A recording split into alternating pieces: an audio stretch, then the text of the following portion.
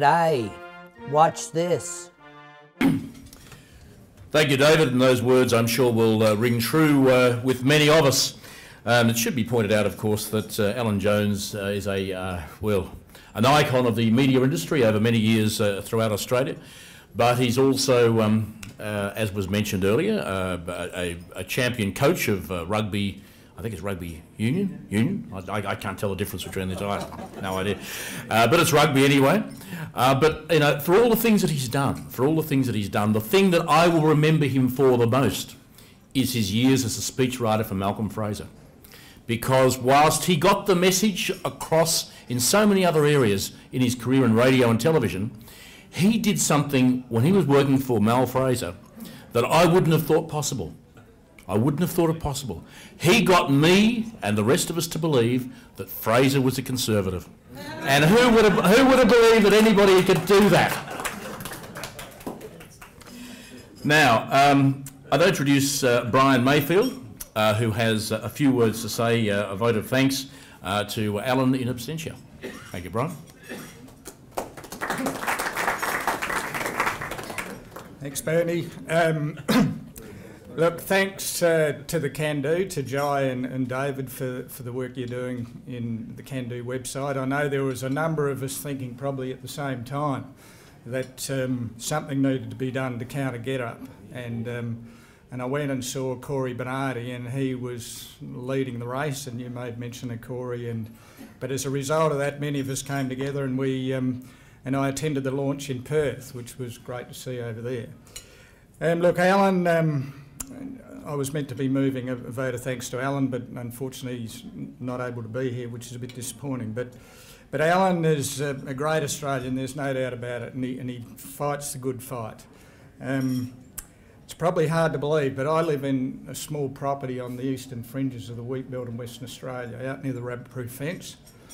I've got an iPad. You wouldn't believe a bloke my age would have an iPad, but at night time I pick up the iPad, I look on Alan Jones's website, I press his podcasts and I listen to his interviews with Bill Heffernan and others, and barking out of the middle of my iPad is this carbon dioxide tax, it's not a carbon tax, a carbon dioxide tax is just based on witchcraft and a hoax. I just love it. But you're right about some of the freedoms that Bernie spoke about, and in 1952 was when I started school, and this year we had a reunion, and that's sort of giving the age away a little bit. But we decided to have a 60-year reunion when we all started school. We mucked up a bit, we were 1 week out, we were supposed to be on the day, but anyway, that didn't matter. But in doing that, I guess at those sort of events you reflect on what life was when we started school. And it was very much about Queen and country. In fact, the King died the week before we started school, and the Queen has been the monarch of Australia ever since I was in grade 1. And the Queen came to Australia, and to commemorate the coronation and the Queen's visit, all the kids, and I don't know whether it was in Australia, but certainly in South Australia, every school child received a copy of the New Testament with the Queen's crown emblazoned on the front. Now, how much has life changed? Can you just imagine if someone today even suggested that idea, that every school child should be given that to commemorate the visit of the Queen? But we talked about things like respect, the freedoms, the disciplines, the things we could do. We were free spirits. We didn't have people hanging over us, looking after us. We were responsible for ourselves. It wasn't always someone else's fault. If something happened to you, it was your own fault more often than not. Like the word accident's almost gone out of the English dictionary, I think. It's always someone else's fault. There's no such thing as an accident anymore. So there's been a lot of change, and when you look back 50 or 60 years, you can just see the slow drift, and it doesn't happen in a hurry. I was going to thank Alan about his advocacy and his support for the farmers, because I'm a farmer. And he's been a great supporter of property rights and farmers, and he's talked about food security, and Bill has led the charge on the food security issue. I was a bit slow to take it up, but I've done a bit of research and I've heard a few things in the last 12 months, and I realise that it's going to be a serious issue.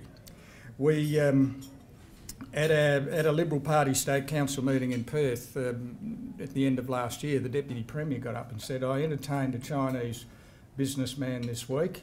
He wants to buy half the dairy farms in West Australia. Now that begs the next question, who's going to buy the other half? And then which Chinese? So there you've lost all your dairy in Western Australia.